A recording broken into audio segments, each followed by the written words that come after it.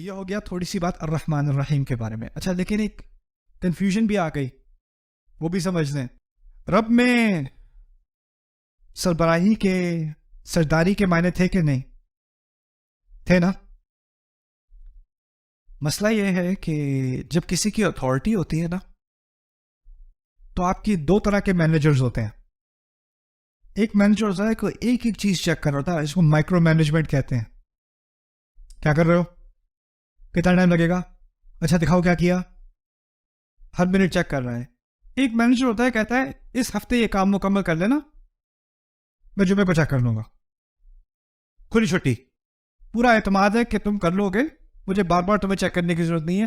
تم کہو میں گھر سے کام کر لوں, کام کر لو, جہاں سے بھی کرو, درخت سے لٹک کے کر لو, مجھے اس سے کوئی مطلب نہیں ہے. تم کام کر لو, جمعے کو مجھے دکھا دینا. ایسے بھی باس ہوتے ہیں کہ نہیں؟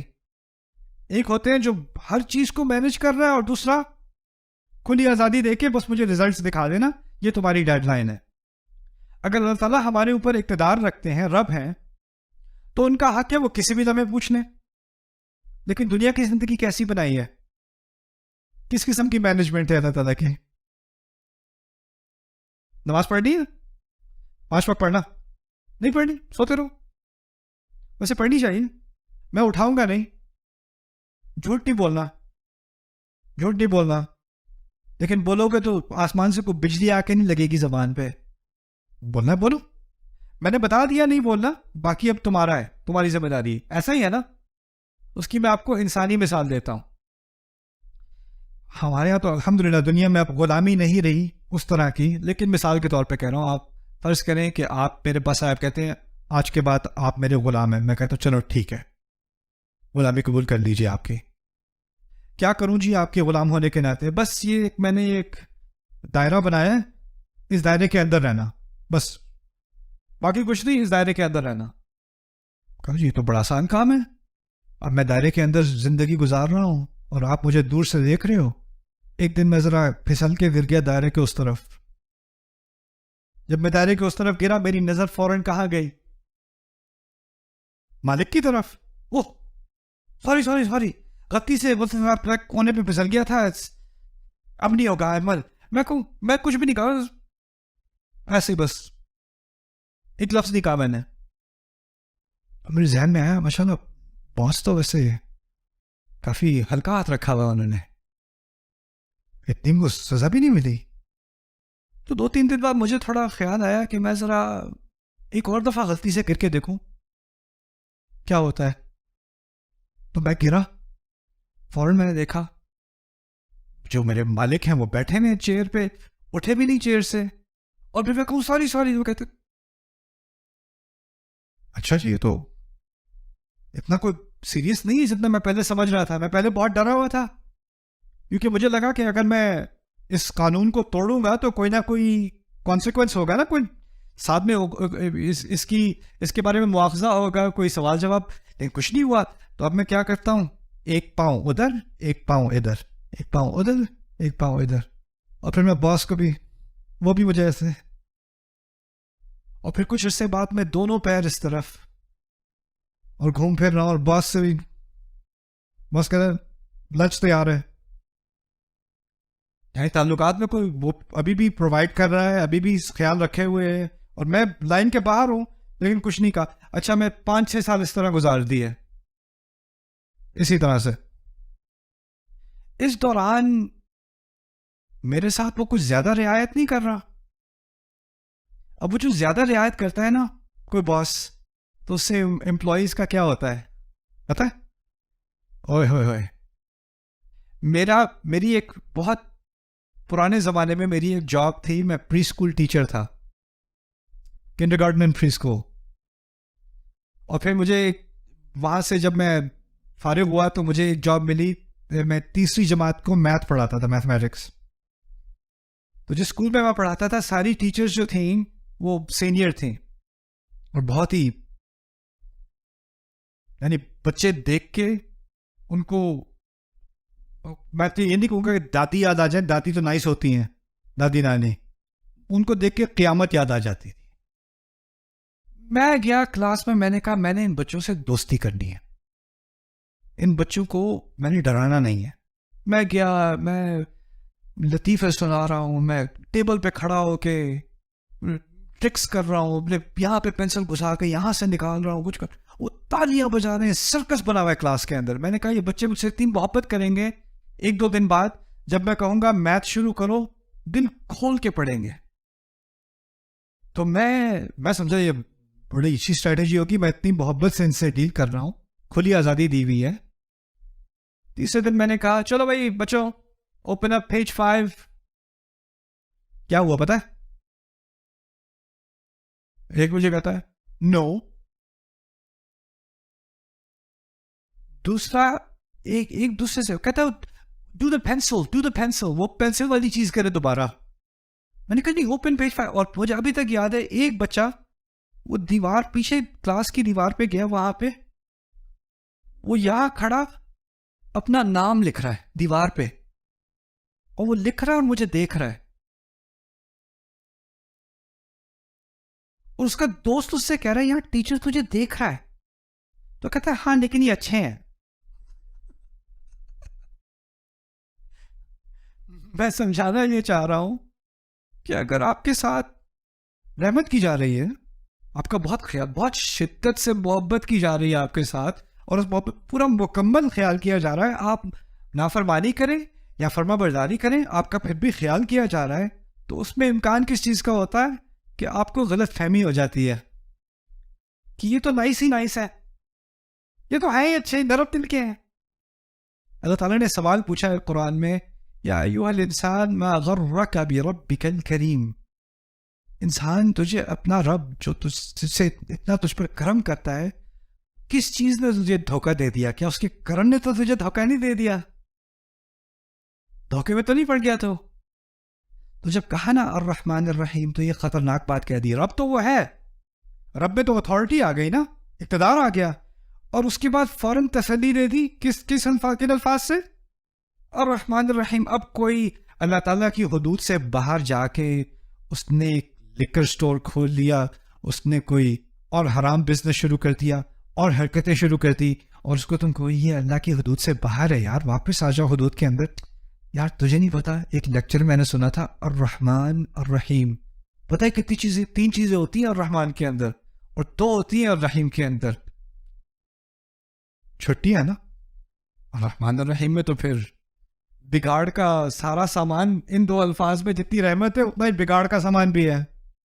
لیکن فاتحہ میں جو بنیادی رشتہ ہے نا میرا اللہ تعالیٰ کے ساتھ, اس کو صحیح یعنی میزان پر قائم کیا گیا ہے. تو فوراً الرحمن الرحیم کے بعد کیا بات کی؟ مالک یوم الدین. فوراً سیدھا ہو گیا بندہ. میں نے کہا تھا نا میں اپنے مالک سے فینس کے باہر میں 5 سال اسی طرح چھٹی گزاری. 5 سال بعد مالک مجھے بلاتا ہے, کہتا ہے یہ جو تم باہر کھڑے ہوئے ہو نا, ہاں مجھے پتا ہے, وہ ایک دفعہ میں آپ نے کہا تھا, لیکن یاد ہے مجھے وہ بھی کیا دن تھے. کہتے میں نے ویسے اس دن سے ریکارڈ رکھا ہوا ہے کہ تم کتنی دفعہ باہر گئے تھے, یہ ریکارڈ ہے تمہارا, اور آج تمہیں اس سب کی اکٹھی سزا ملے گی. اب بات سمجھ میں آ رہی ہے مالک یوم الدین کیا ہوتا ہے؟ انسان سمجھتا ہے کہ اس کی کھلی چھٹی ہے, لیکن بعد میں آگے جا کے فوراً پکڑ ہو رہی ہے نا. اب یہ ایک عجیب صورت ہے اللہ تعالیٰ کی. اس کے بارے میں جتنا کہوں کم ہے. آج سیشن ختم ہونے سے پہلے 2 باتیں میں آپ کے سامنے رکھوں گا, مالک یوم الدین کے بارے میں اور ابھی جو کچھ پڑھا ہے اس کے بارے میں.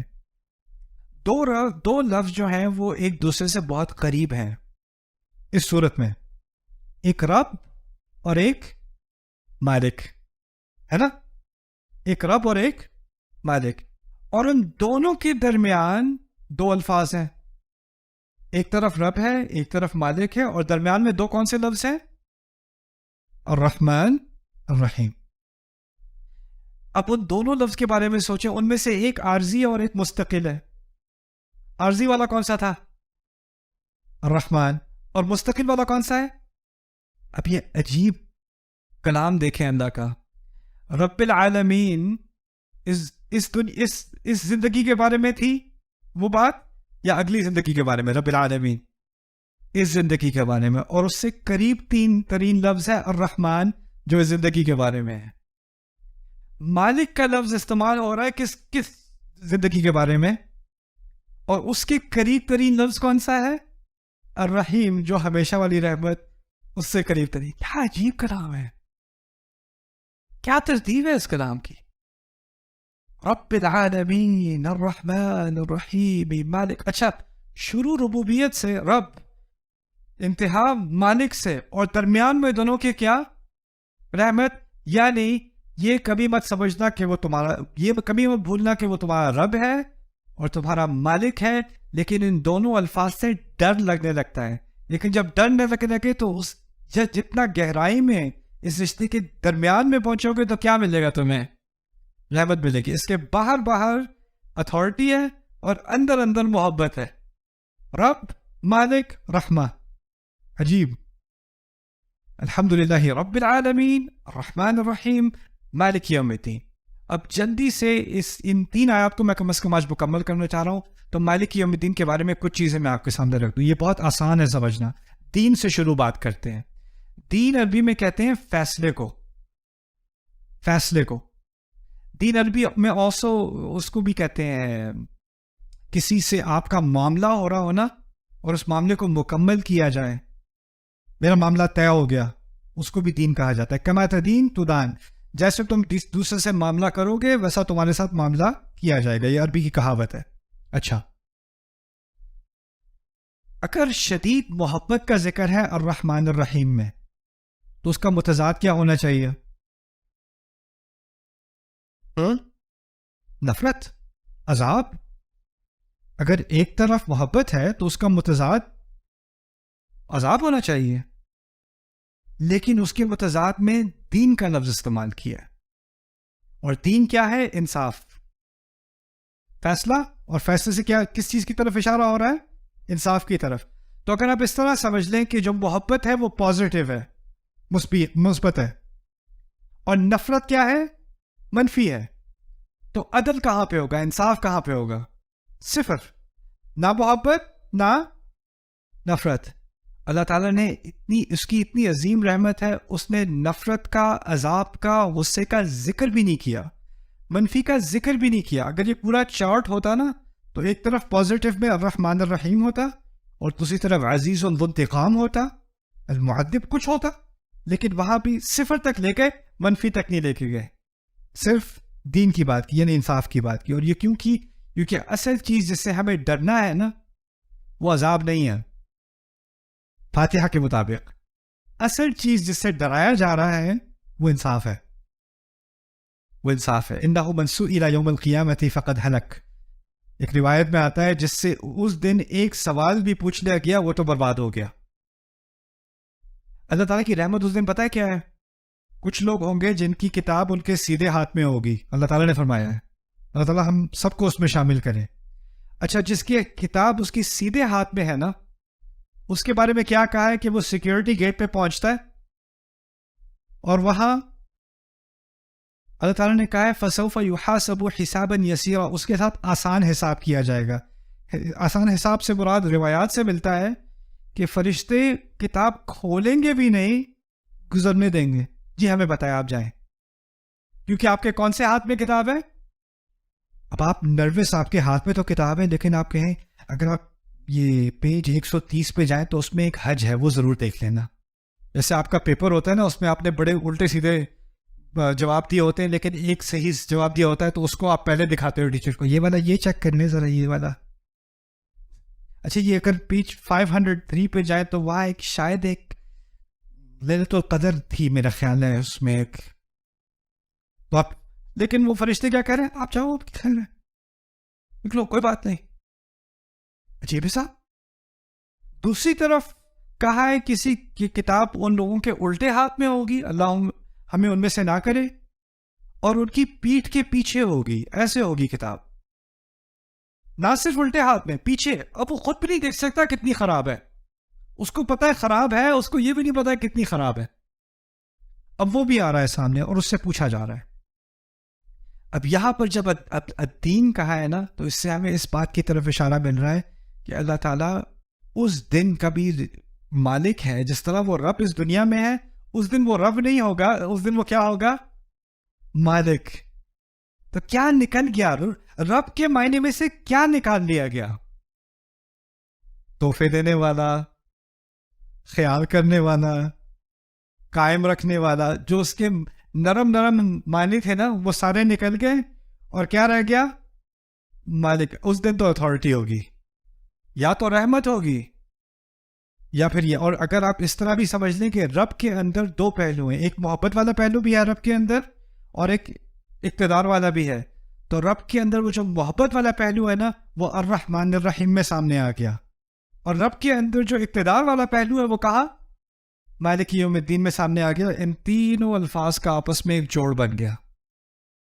آخری چیز ہے، اور دو چیزیں. یوم، یوم کسے کہتے ہیں؟ اوکے. اللہ تعالیٰ نے اپنے بارے میں ایسی بات کی ہے جو کبھی کوئی اپنے بارے میں یا کسی اور کے بارے میں کہہ ہی نہیں سکتا. فرماتے ہیں دن کا مالک. دیکھیں، آپ کسی پراپرٹی کے مالک ہو سکتے ہو، کسی بکری کے مالک ہو سکتے ہو، کسی کمپیوٹر کے مالک ہو سکتے ہو، لیکن آپ ایک منٹ کے مالک نہیں ہو سکتے. آپ ایک سیکنڈ کے مالک نہیں ہو سکتے. وقت کی ملکیت ممکن نہیں ہے. ایک چیز ہے جو آپ جو بھی کر، جتنا بھی پیسہ آ جائے، جتنا بھی اقتدار آ جائے، ایک چیز ہے جو آپ کبھی بھی اون نہیں کر سکتے. وہ کیا ہے؟ وقت. اور وہاں اس نے اس ایک چیز کی ملکیت اپنے سامنے ثابت کی ہے، مالکی یوم. اور اس سے بہت عظیم بات سامنے آ گئی. اگر میں کہوں کہ یہاں پر ایک تھیلا ہو، اور میں کہوں یہ تھیلا میرا ہے، یہ تھیلا میرا ہے، یا یہ بیگ میرا ہے، تو اس بیگ کے اندر جو کچھ بھی ہے وہ بھی کس کا ہے؟ میرا ہی ہوا نا. اگر اللہ اس دن کا مالک ہے تو کیا بات نکلی؟ اس دن کے اندر جو کچھ بھی ہو رہا ہے اس سب کا وہ مالک ہے. اس سب کو ایکسپلین کرنے میں باقی قرآن ہے، لیکن وہ پوری بات ایک ہی محاورے میں شامل ہو گئی جب کہا مالک یوم، مالک یوم الدین. سبحان اللہ. یعنی بہت تھوڑے الفاظ ہیں فاتحہ میں، لیکن پوری کائنات ان کے اندر مضمر ہے. آخری بات اس کے مالک کے بارے میں سمجھتے ہیں. مالک اصل میں دو قراءات ہیں ہمارے نبی سے مروی صلی اللہ علیہ وسلم. مالک بھی پڑھا کرتے تھے اور ملک بھی پڑھا کرتے تھے. مالک اور کیا؟ ملک. مالک کے معنی اردو میں جیسے ہیں ویسے عربی میں ہے. مالک، گاڑی کا مالک، بکری کا مالک، ٹھیک ہے، مالک. ملک کسے کہتے ہیں بتائیں؟ بادشاہ کو. بادشاہ کو. تو ایک طرف مالک، دوسری طرف بادشاہ، اور دونوں کے معنی یہاں ضروری ہیں. سمجھ لیں کیوں. بادشاہ جو، میں یہ نہیں کہوں گا کہ میں میری یہ جوتے ہیں، میں یہ نہیں کہوں گا میں اس جوتے کا بادشاہ ہوں. میں کیا کہوں گا؟ میں جوتے کا مالک ہوں. میں گھر کا بادشاہ ہوں یا مالک ہوں؟ مالک. میں کمپیوٹر کا بادشاہ ہوں، مالک ہوں، مالک. لیکن اگر کوئی کسی کے پاس پورا آئی لینڈ ہو یا پورا ملک ہو، وہ کہے میں اس آئی لینڈ کا کیا ہوں؟ کیا بات سامنے آ رہی ہے؟ بادشاہ ہوتے ہیں بڑی بڑی سلطنت کے، اور مالک ہوتے ہیں چھوٹی چھوٹی چیزوں کے. جو بمقابل چھوٹی چیز ہوتی ہے اس کے لیے مالک ہوتا ہے، جو بڑی ہوتی ہے اس کے لیے کیا ہوتا ہے؟ بادشاہ. اب ایک اور فرق بھی سمجھ لیں. اگر وہ کسی ملک کا بادشاہ ہے، کیا تمام چھوٹی چھوٹی چیزیں جو اس کی سلطنت میں ہو رہی ہیں اس میں اس کی نظر ہے؟ ہر بات پہ، ہر کام پہ، ہر کسی کے سونے پہ، ہر کسی کے اٹھنے پہ، کیا وہ ہر چیز کو کنٹرول کر سکتا ہے؟ آپ کی کمپنی ہے، آپ کی اپنی کمپنی ہے، آپ کے 50 ملازم ہیں. کیا آپ ہر ملازم کی ہر پرفارمنس کو، اس کی ہر بات کو، اس کے ہر ایکشن کو کنٹرول کر سکتے ہو کہ نہیں؟ جتنا آپ کا کنٹرول بڑھتا ہے نا، جتنی سلطنت بڑھتی ہے، اتنا آپ کا چھوٹی چھوٹی چیزوں پر کنٹرول کم ہوتا چلا جاتا ہے. ایسا ہی ہے نا؟ آپ کو کسی اور کو مینجمنٹ دینی پڑتی ہے. چھوٹے کام میں نہیں کر سکتا، میرے پاس بڑے کام آ گئے ہیں، اب میں چھوٹی چیز کو ہینڈل نہیں کر سکتا. مالک کا کیا ہے؟ اگر میں کمپیوٹر کا مالک ہوں تو اس کی ریپیئر میں خود کروں گا. میں گھر کا مالک ہوں تو اس کا دروازہ میں خود فکس کروں گا. اگر میں ایک ملک کا بادشاہ ہوں، مجھے دروازہ میں خود فکس نہیں کروں گا، مجھے تو پتا بھی دروازہ خراب ہے. بڑی چیزوں کے لیے بادشاہ، چھوٹی چیزوں کے لیے کیا؟ مالک. اب قیامت کے دن میں دو طرح کے کام ہو رہے ہیں. قیامت کے دن میں سورج اور چاند ایک دوسرے میں ٹکرا رہے ہیں. قیامت کے دن میں دنیا پھیلائی جا رہی ہے. قیامت کے دن میں ساری انسانیت کو قبروں سے نکالا جا رہا ہے. قیامت کے دن میں آسمان پھٹ کے کھل رہا ہے. قیامت کے دن میں سارے فرشتے اتر رہے ہیں. یہ تو بادشاہ کا کام ہے، یہ بڑا کام ہے. لیکن قیامت کے دن ایک ایک عمل کا جائزہ لیا جا رہا ہے کہ نہیں؟ لا یغادر صغیرۃ ولا کبیرۃ. یہ بادشاہ کا کام نہیں ہے، یہ کس کا کام ہے؟ مالک کا کام ہے. رسول صلی اللہ علیہ وسلم نے یہ آیت دو طرح پڑھی کیونکہ اس دن کچھ چیزیں مالک سے متعلق ہیں اور کچھ چیزیں ملک سے متعلق ہیں. سمجھ میں آئی بات؟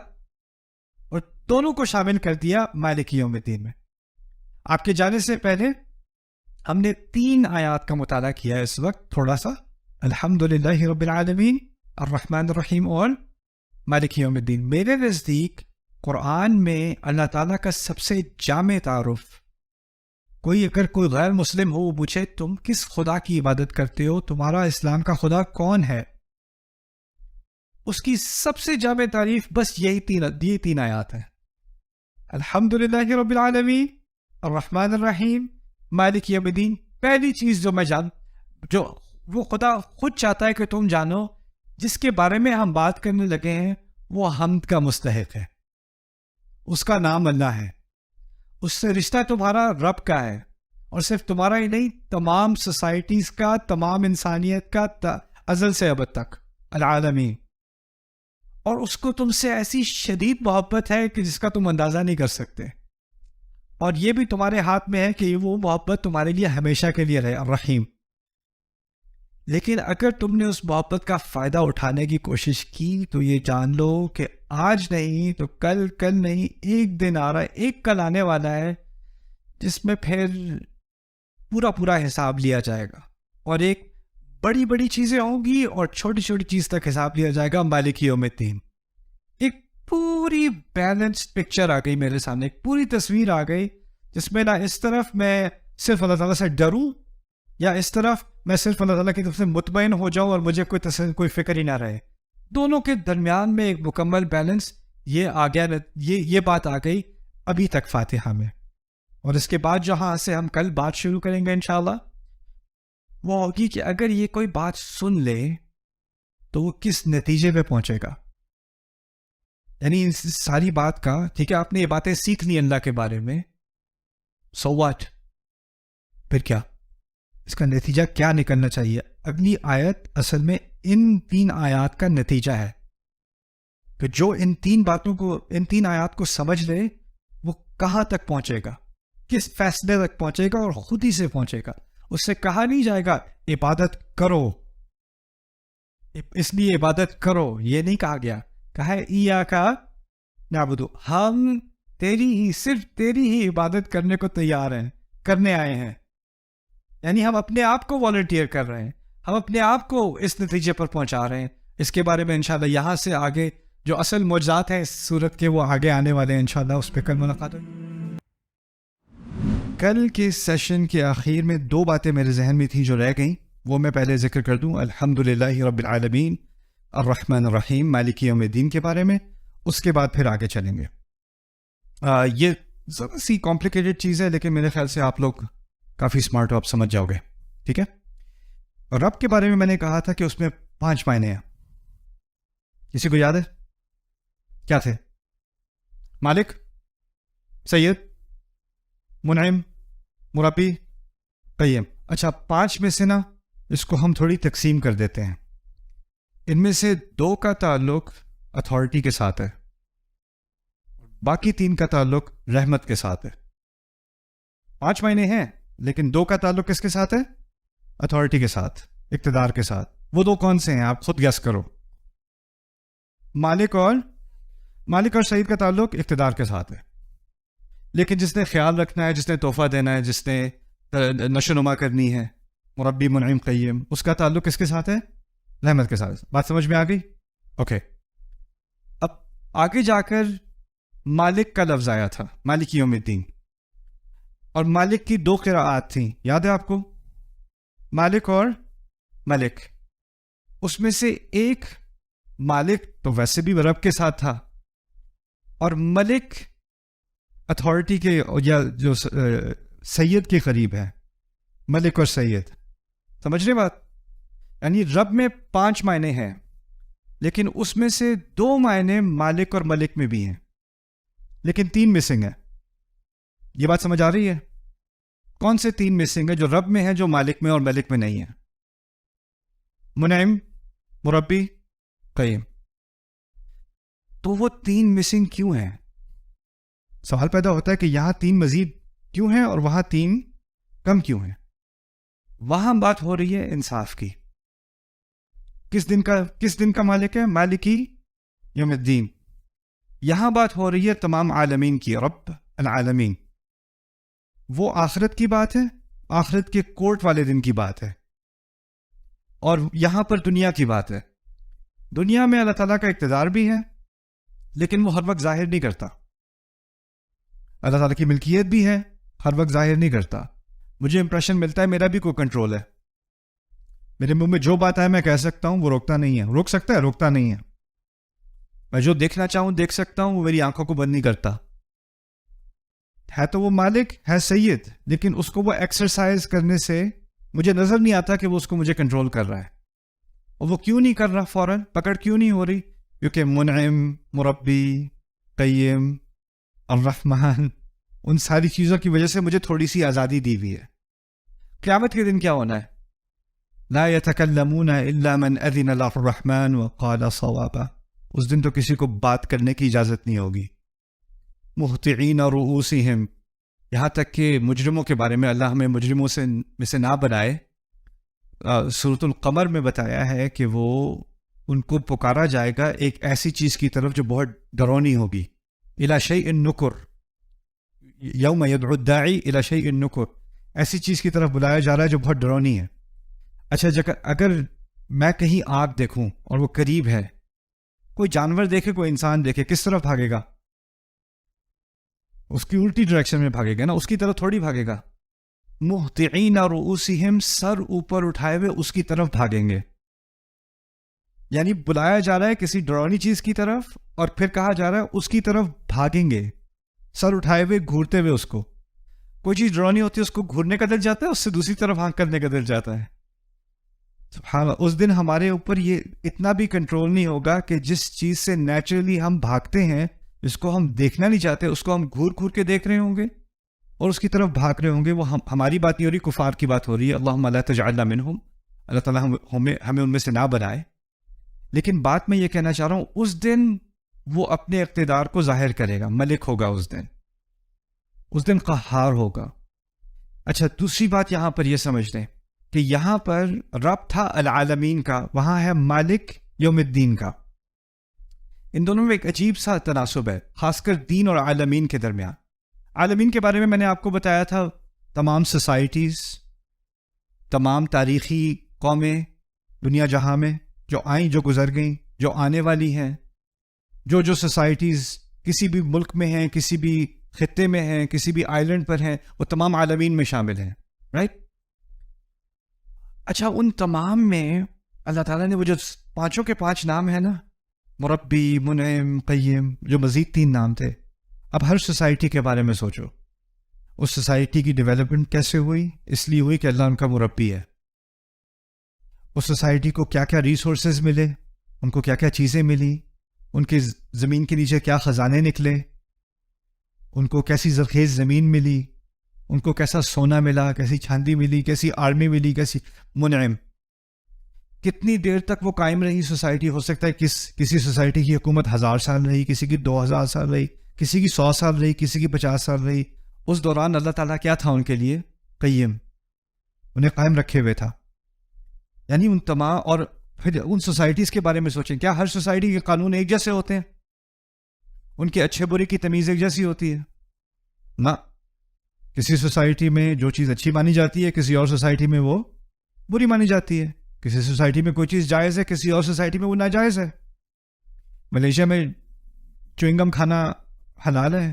سنگاپور میں چوئنگم کھانا حرام ہے. وہاں سڑک پہ آپ چوئنگم کھاتے پکڑے جاؤ تو آپ کو اریسٹ کر لیتے ہیں, جرمانہ ہوتا ہے. تھوکنے سے نہیں, کھانے سے. یعنی اگر جہاز میں بیٹھے کھا رہے ہو تو ہضم کرنی پڑتی. سوسائٹیز کے لاز الگ الگ ہوتے ہیں نا, اور ان میں سے بہت سارے لاز, بہت سارے قانون ایسے ہوتے ہیں جو اللہ کی مرضی کے خلاف ہوتے ہیں. ایسا ہے کہ نہیں؟ اللہ کی مرضی کے خلاف قانون اور پوری سوسائٹیز ہونے کے باوجود وہ ان کا مربی اور ان کا منعم اور ان کا قیم. اچھا, سوسائٹی کا جو لا ہوتا ہے نا, اس کے لیے بھی قرآن میں ایک لفظ ہے. پوری ایک جو اس کا آئین ہوتا ہے, اس کے لیے لفظ قرآن استعمال کرتا ہے دین. جیسے سورہ یوسف میں یوسف علیہ السلام نے اپنے بھائی کو اپنے پاس رکھا ایک سازش کے تحت. یعنی ان پر الزام لگایا کہ کپ ان کے بیگ میں سے نکلا, ان کے بستے میں سے نکلا, تو کہا اللہ تعالیٰ نے خود ہی بتایا ایسا کیوں کیا انہوں نے. اس لیے کیا ما کان ان یاخذ اخاہ فی دین الملک, ان کے لیے ممکن نہیں تھا اپنے بادشاہ کے قانون کے تحت کہ وہ ایسے ہی اپنے بھائی کو رکھ لیتے. اریسٹ کرنے کے علاوہ ان کے پاس کوئی اور چارہ نہیں تھا. تو جو بادشاہ کا قانون تھا نا, اس کے لیے کیا لفظ استعمال ہوا سورہ یوسف میں؟ دین. میں کہنا یہ چاہ رہا ہوں, جب عالمین کی بات کی گئی ہے نا, تو تمام عالم, تمام سوسائٹیز, تمام سویلائزیشنز, ان تمام کے دین الگ الگ تھے, ان کے قانون الگ الگ تھے, لیکن اللہ پھر بھی ان کا رب رہا, پھر بھی ان پہ نعمتیں کرتا رہا.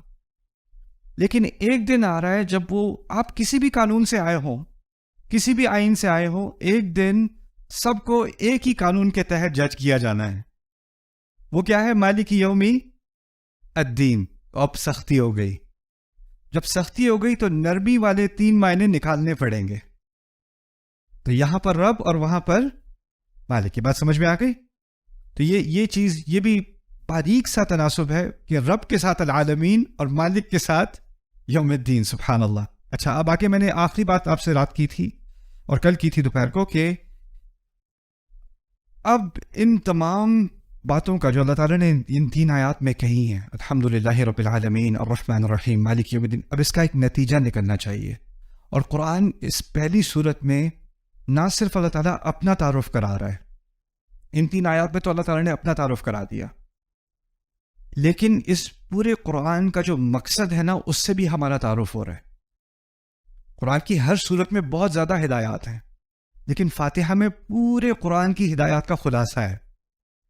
اور اس خلاصے میں سے ایک اہم بات یہ ہے کہ انسان کو خود فیصلہ کرنا ہے کہ وہ اللہ تعالیٰ کا بندہ بنے, یعنی شعوری طور پہ, اور خود مختار ہو کے خود یہ فیصلہ کرے.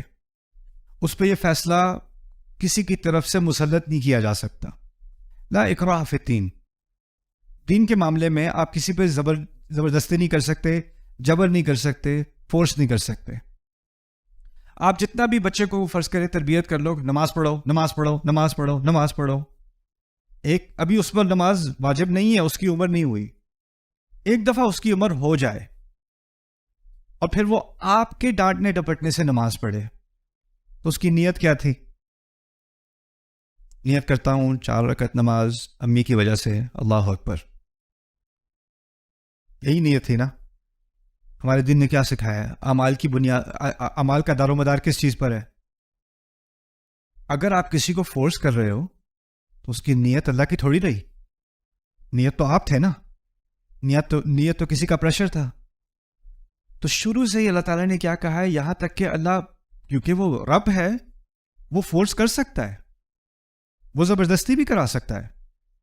پولیس والا آپ سے گاڑی روڈ پہ زبردستی کرا سکتا ہے, آپ کو کہتا ہے کہ رک جاؤ, تو آپ کو رکنا پڑے گا.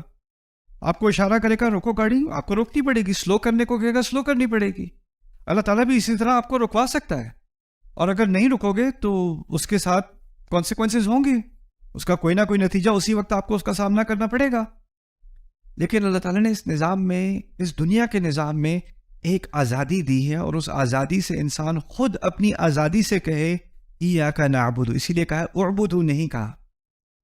اعبدوا کہا ہوتا اچھا آپ عبادت کرو, وہ حکم ہوتا ہے اللہ تعالیٰ کی طرف سے, لیکن ہم نے الفاظ استعمال کیے ہیں ایاک نعبد. اللہ تعالیٰ نے اب ہمارے الفاظ کو قرآن کا حصہ بنا دیا, ہم تیری عبادت کرتے ہیں. یہ بھی ایک عجیب بات ہوئی. پہلے الفاظ اللہ تعالیٰ کی طرف سے ہیں, الحمد للہ رب العالمین الرحمن الرحیم مالک یوم الدین. اس آیت میں اللہ تعالیٰ کی طرف سے آیت تو ہے, لیکن الفاظ کس کے ہوئے؟ اگر ہم کہیں ہم تیری ہی عبادت کرتے ہیں تو کس کے الفاظ ہوئے؟ ہمارے الفاظ ہوئے. قرآن کا ایک بنیادی مقصد کیا ہے؟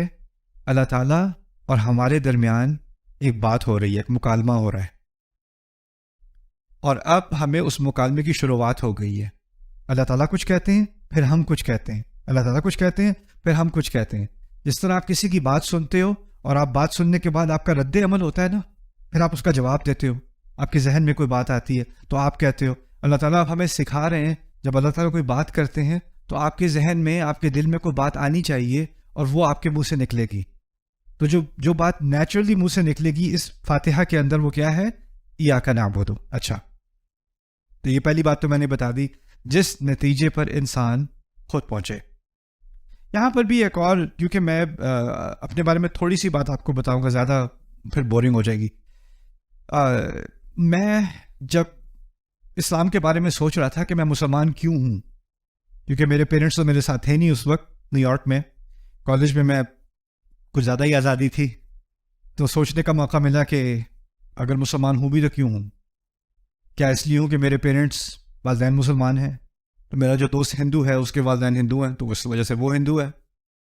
تو وہ تو کوئی عیسائی فیملی سے آیا ہو تو وہ عیسائی ہوگا, کوئی یہودی ہو تو وہ یہودی ہوگا. میری فیملی مسلمان ہے, پاکستان سے ہیں, تو میں مسلمان ہوں. اس کا اسلام کے حق ہونے سے تو کوئی تعلق نہیں ہوا. پھر دوسری بات یہ کہ جو اللہ تعالیٰ کو نہیں مانتے نا, ایک تو ہے کہ مختلف خداؤں کو مانتے ہیں, شرک کرتے ہیں. پھر ایک الحاد ہے. الحاد کیا ہے؟ کہ میں ایتھیسٹ ہوں, میں کسی خدا کو نہیں مانتا. جو ایتھیسٹ ہوتے ہیں نا, ان کی ایک کامن, ان میں ایک مشترک سوچ یہ ہوتی ہے کہ اگر واقعی کوئی خدا ہوتا تو اتنی ناانصافی کیسے ہوتی؟ تم کہتے ہو یہ خدا بڑی محبت کرتا ہے, اس کو الرحمن کہتے ہو. یہ جو بچہ کینسر کی وجہ سے مر گیا, یہ جو ماں مر گئی کار ایکسیڈنٹ میں, اس کا بچہ بھی رو رہا ہے, یہ کیسا الرحمن ہے؟ اس کو رحمت کہتے ہیں. اس قسم خدا کو مانتے ہو تم. اور تو ایک طرف تو وہ کہتے ہیں کہ اس خدا کے اندر رحمت نہیں ہے, تم کہتے ہو رحمت ہے, مجھے تو رحمت نظر نہیں آ رہی. اس کی ہزاروں مثالیں دیتے ہیں. اس کے بعد وہ ایک اور بات بھی کرتے ہیں, وہ کہتے ہیں, تم کہتے ہو کہ اس خدا یہ جو ہے یہ عدل کا مالک ہے, یہ عدل کرتا ہے. مجھے تو کہیں عدل نظر نہیں آتا.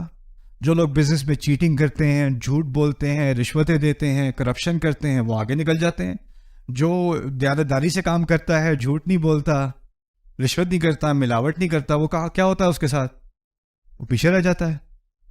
جو اپنے پی ایچ ڈی پیپر میں کہیں اور سے کاپی کر کے ادھر ادھر سے کر کے سبمٹ کر دیتا ہے, اس کو پیپر مل جاتا ہے, اس کو ڈگری مل جاتی ہے. جو اوریجنل کام کرتا ہے وہ پیچھے رہ جاتا ہے. جس کے پاس سفارش ہوتی ہے وہ آگے نکل جاتا ہے, جس کے پاس سفارش نہیں ہوتی وہ پیچھے رہ جاتا ہے. تو یہاں تو ناانصافی کی جیت ہوتی ہے زیادہ تر. تم جتنا بھی کہتے رہو کہ یہ اگر خدا واقعی اتنا انصاف کرتا ہے تو اس کی ایک عام سی مثال ہے. اگر ایک انسان جان بوجھ کر غلط وجہ سے ایک دوسرے انسان کا قتل کرے تو اس کی کیا سزا ہونی چاہیے؟ اس نے ایک جان دی ہے تو کیا ہونا چاہیے اس کے ساتھ؟ اس کی بھی جان لو. لیکن اگر ایک انسان 100 لوگوں کا قتل کر دے, ممکن ہے کہ نہیں؟ ایک انسان 100 لوگوں کا قتل کرے, کیا سزا دو گے؟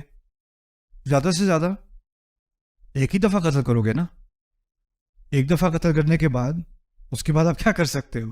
جانے اس نے 100 لی, لیکن آپ تو اس کو ایک ہی دفعہ سزا دے سکتے ہو نا. تو یہ انصاف تھوڑی ہوا. تو دو بڑے جو اشکال, دو بڑی شکایتیں آتی ہیں خدا کے کانسیپٹ کے خلاف, اللہ کے خلاف. ایک ہے کہ یہ تم کہتے ہو کہ یہ رحمان ہے, اس میں رحمت کہاں ہے؟ مجھے تو نہیں نظر آتی. اور تم کہتے ہو کہ یہ عدل ہے, یہ انصاف کرتا ہے, مجھے تو انصاف نظر نہیں آتا. پھر اس کے ساتھ ایک اور مسئلہ کھڑا ہوتا ہے کہ اگر کوئی بھی ایک رب کو مان لے, ایک الہ کو مان لے جو ہر معاملے میں اس میں کوئی کوتاہی نہیں ہے, اس کے علم میں کسی چیز کی کمی نہیں ہے, اس کی حکمت میں کسی چیز کی کمی نہیں ہے, اس کی محبت میں کسی چیز کی کمی نہیں ہے, اس کے عدل میں کسی چیز کی کمی نہیں ہے, کیونکہ اگر ایک بھی کمی کسی بھی چیز میں ہو جائے تو وہ خدا نہیں ہو سکتا. بات واضح ہے نا؟ کیونکہ اگر کمی ہوئی تو خدا کیسا ہوا پھر, رائٹ؟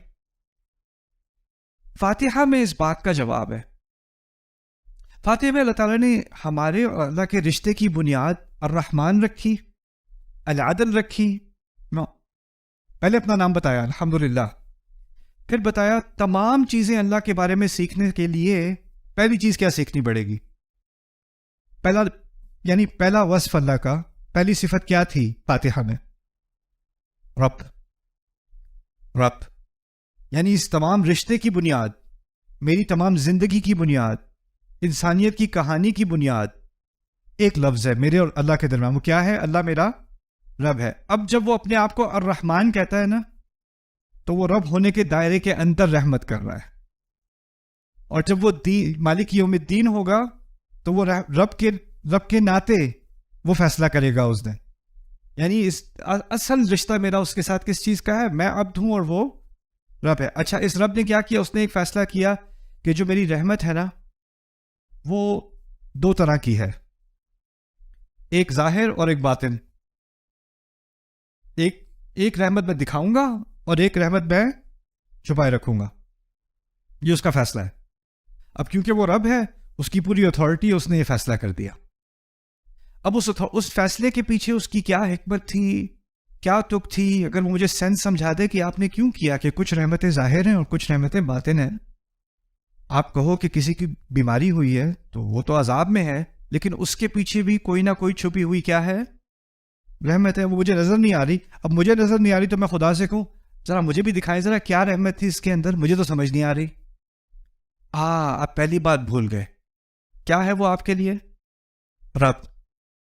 اور رب کے ہونے کے ناطے اس کو کوئی پریشر نہیں ہے کہ وہ آپ کو سمجھائے کہ میں نے یہ فیصلہ کیوں کیا.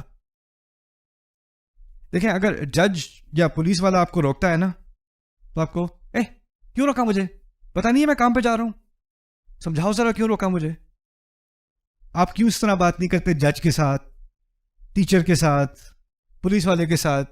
کیونکہ کیا ہوتا ہے اس کے پاس اتھارٹی ہوتی ہے, تو آپ اس کی اتھارٹی کے اندر سرنڈر ہو جاتے ہو, رائٹ؟ اللہ تعالیٰ کے پاس ایک اتھارٹی ہے, اس اتھارٹی کے تحت اس نے کہا ہے کچھ رحمتیں تمہیں نظر آئیں گی, سمجھ میں آ جائیں گی, کچھ رحمتیں سمجھ نہیں آئیں گی, لیکن ہے رحمت پھر بھی. سورۃ الکہف میں اس کی طرف اشارہ کیا گیا ہے. وہ 3 واقعات جو موسیٰ علیہ السلام کے ساتھ ہوئے ہیں سورۃ الکہف میں, وہاں بھی یہی تو بات کی گئی ہے نا, رحمۃ من ربک وما فعلتہ عن امری. یہ سب اللہ تعالیٰ کی طرف سے, تمہارے رب کی طرف سے ایک رحمت تھی. موسیٰ علیہ السلام کو وہ جب 3 واقعات ہوئے ان کو رحمت نظر آئی کہ نہیں؟ وہ تو نظر نہیں آئی. بعد میں سمجھایا کیا یہ کیا تھا؟ یہ رحمت تھی کس کی طرف سے؟ من ربک. تو یہ رحمت اور رب کا تعلق سمجھ میں جب تک نہیں آئے گا نا, تب تک انسان پوچھتا رہے گا تم تو کہتے ہو الرحمن ہے, مجھے تو رحمت نظر نہیں آ رہی. اصل میں تم رب کو نہیں سمجھے نا, اس لیے تمہیں رحمت نظر نہیں آ رہی. اصل بات یہ ہے. دوسری بات یہ ہے کہ واقعی اس دنیا میں ناانصافی ہے, اس میں کوئی شک نہیں ہے. اچھے کام کرنے والے لوگ اچھی زندگیاں نہیں گزارتے ہمیشہ, اور یہ اسلام کا دعویٰ بھی نہیں ہے. اسلام قبول کر لو, زندگی آسان ہو جائے گی.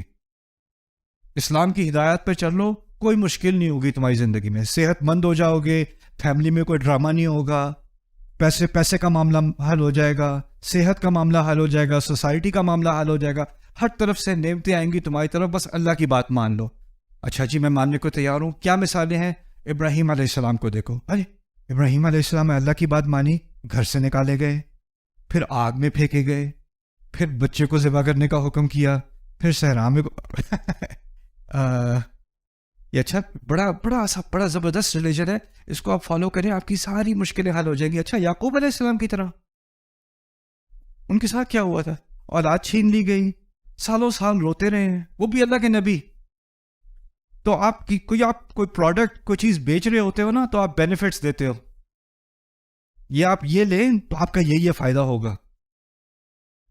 اسلام کی اگر آپ سیل کر رہے ہو, کسی کو آپ کنونس کرنا چاہ رہے ہو کہ بھی آپ اسلام میں آ جائیں, کیوں آؤں, کیا ملے گا مجھے اسلام میں آنے سے؟ اور آپ کو زندگی جو ہے ویسے ہی زبردست ہو جائے گی, آپ سکون آئے گا ساری زندگی میں. اچھا کتاب دکھاؤ اپنی, کتاب کھول کے دیکھے گا جن لوگوں نے اسلام کو فالو کیا ان کی زندگی آسان ہے مشکل ہے؟ مشکل, اور پھر اور مشکل, اور پھر اور مشکل, اور پھر اور مشکل. یہ کیسی سیل ہے؟ اور صحابہ کے بارے میں سوچ لو, جس صحابی نے اسلام قبول کیا ہے اس کی زندگی اسلام سے قبول کرنے سے پہلے اس کی فیملی ہے, اس کی اچھی بھلی زندگی ہے, آرام سے زندگی گزر رہی, دوست ہیں, احباب ہیں, سوسائٹی ہے. جیسے ہی وہ مسلمان ہوتا ہے کیا ہوتا ہے؟ اس کی فیملی اس کی دشمن, اس کے دوست اس کو چھوڑ گئے, بزنس والے اس کے ساتھ بزنس نہیں کر رہے, بات اس سے کوئی نہیں کر رہا, اسے پاگل کہا جا رہا ہے, اس کو گالیاں دی جا رہی ہیں, اس کو سڑکوں میں مارا جا رہا ہے, اس پہ تھوکا جا رہا ہے, صرف ایک فیصلے کی وجہ سے, اسلام قبول کرنے کی وجہ سے. یعنی یہ ایک فیصلہ زندگی کو آسان نہیں بنا رہا. لگتا ہے قرآن کی روح سے کہ جب کوئی یہ فیصلہ واقعی دل سے کر لیتا ہے نا تو اس کی زندگی آسان نہیں ہوتی, اس کی زندگی بہت ہی زیادہ مشکل ہو جاتی ہے. تو یہ نتیجہ ہلکے دل والے لوگوں کے لیے نہیں ہے.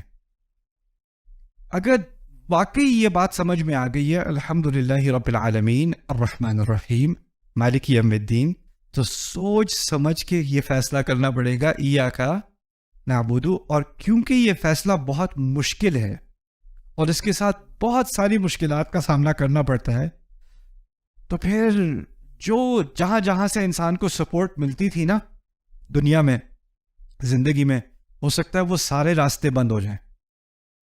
اسی لیے اب کہیں سے سپورٹ نہیں آئے گی, تو جس کی وجہ سے یہ فیصلہ کیا ہے اسی سے سپورٹ لینی پڑے گی. تو اب سمجھ میں آیا کہ اس کے ساتھ کیا بات جوڑی ہوئی ہے, ایاک نعبد و ایاک نستعین. یہ دونوں چیزیں آپس کے ساتھ اسی لیے جڑی ہوئی ہیں کیونکہ یہ فیصلہ آسان نہیں ہے. یہ کہنا آسان ہے, یہ فیصلہ آسان نہیں ہے. اب ہم نماز پڑھتے ہیں, نماز میں ہم ہر نماز میں اسی دعوے کی طرف واپس آتے ہیں جو اسلام کی بنیاد ہے. ایک طرح سے جو کسی کے مسلمان ہونے کا جو سفر ہے نا, اس سفر کا خلاصہ ہم ہر فاتحہ میں ہر رکعت میں پڑھتے ہیں. کہاں سے بات شروع ہوئی تھی, کس نتیجے پر ہم پہنچے, کس لیے ہم مسلمان ہوئے, ایاک نعبد. اور مسلمان ہوئے اور یہ عبادت ہم نے قبول کی. یہ عبادت جب ہم نے خود ہی اپنے طور پر آ کر قبول کی تو پھر ہمیں اس بات کا بھی اعتراف کرنا پڑا کہ یہ ہمارے بس کی بات نہیں ہے, اس میں بہت ساری مشکلات ہوتی ہیں اور اس میں بس اللہ تعالیٰ آپ ہی ہماری مدد کر سکتے ہیں. وہ ایاک نستعین.